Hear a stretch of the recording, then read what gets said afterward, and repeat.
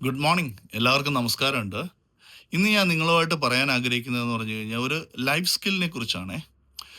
ഒത്തിരിയധികം സമ്പന്നനായ ഒരു വ്യക്തി അദ്ദേഹത്തിൻ്റെ മകനെയും കൊണ്ട് ഒരിക്കൽ ഗ്രാമത്തിലേക്ക് പോവുകയുണ്ടായി.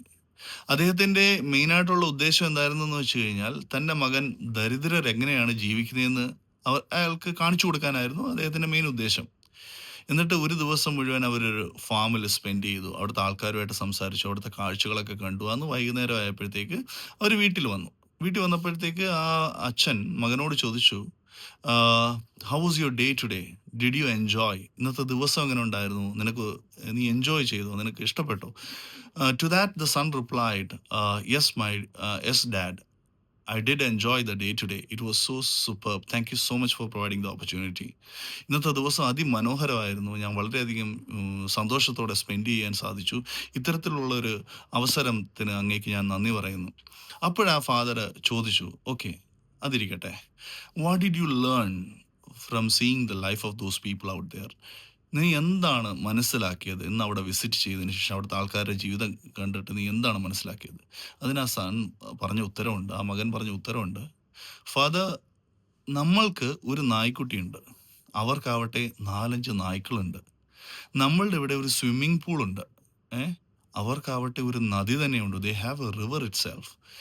നമ്മളുടെ ഇവിടെ ലൈറ്റ്സ് ഉണ്ട്. നമുക്ക് ലൈറ്റ്സ് ഒക്കെ കാണാൻ പറ്റും. പക്ഷെ അവർക്കാവട്ടെ സ്റ്റാർസ് ഉണ്ട്, മൂണുണ്ട്. അത്തരത്തിലുള്ള കാഴ്ചകൾ അവർക്ക് കാണാൻ പറ്റും. നമ്മളിവിടെ എന്തെങ്കിലും ഭക്ഷണത്തിന് വേണ്ടി നമ്മൾ ഗ്രോസറിയിൽ പോകണം, സാധനം വാങ്ങിക്കണം. പിന്നെ അത് പാകം ചെയ്ത് ഭക്ഷിക്കണം. പക്ഷെ അവർക്കാവട്ടെ അവർക്ക് ആവശ്യമുള്ള സാധനങ്ങൾ അവരുടെ വീട്ടുവളപ്പിൽ അല്ലെങ്കിൽ അവരുടെ ഫാമിൽ തന്നെ ഉണ്ടാക്കി അത് അവർക്ക് എടുക്കാൻ സാധിക്കും. പിന്നീട് നമ്മളുടെ ഇവിടെ എന്താ ഉള്ളത്, ഫെൻസസ് ഉണ്ട്, വാൾസ് ഉണ്ട്. അവർക്കാവട്ടെ ഫ്രണ്ട്സ് ഉണ്ട്, നെയ്ബേഴ്സ് ഉണ്ട്, അവർക്ക് അവരുടെ സെക്യൂരിറ്റിക്ക്. പിന്നെ ഇവിടെ ഇവിടെ എന്താ ഉള്ളത്, നമ്മൾ ടി വി കണ്ട് ടൈം സ്പെൻഡ് ചെയ്യുന്നു. അവരാവട്ടെ അവരുടെ ഫാമിലിയുമായിട്ട് ഒത്തിരുന്ന് ഡിന്നർ കഴിച്ചുകൊണ്ട് ടൈം സ്പെൻഡ് ചെയ്യുന്നു. ഈ കാര്യം എന്തുമാത്രം ട്രൂത്ത്ഫുൾ ആണ്, അല്ലെ? ആ കുട്ടി പറഞ്ഞ എന്തുമാത്രം സത്യമാണ്. നമ്മളുടെ ജീവിതത്തിൽ നമ്മുടെ കുട്ടികൾക്ക് നമ്മൾ ഒത്തിരിയധികം അക്കാഡമിക്കലി സ്ട്രോങ് ആവണം, അല്ലെങ്കിൽ എക്സ്ട്രാ കരിക്കുലർ വൈസ് അവർ ഒത്തിരി മുൻപന്തിയിൽ എത്തണം എന്നൊക്കെ ഒരു പേഴ്സണാലിറ്റി ഡെവലപ്പ് ചെയ്യാൻ വേണ്ടി നമ്മൾ ഒത്തിരി ട്രൈ ചെയ്യുന്നുണ്ട്. സ്കൂൾസ് അതിന് വേണ്ടി ട്രൈ ചെയ്യുന്നുണ്ട്.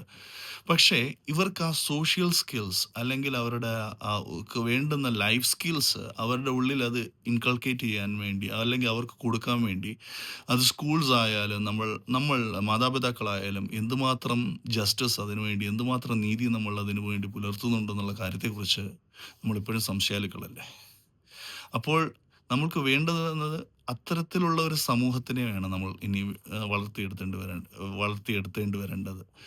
സോ ഒത്തിരി സോഷ്യൽ സ്കിൽസ് ഉള്ള അല്ലെങ്കിൽ ലൈഫ് സ്കിൽസ് ഉള്ള ഒരു സമൂഹത്തെ നമുക്ക് വളർത്തിയെടുക്കുവാൻ സാധിക്കട്ടെ എന്ന് ഹൃദയപൂർവ്വം ആശംസിച്ചുകൊണ്ട് നിർത്തട്ടെ. This is Regal signing off. Thank you so much.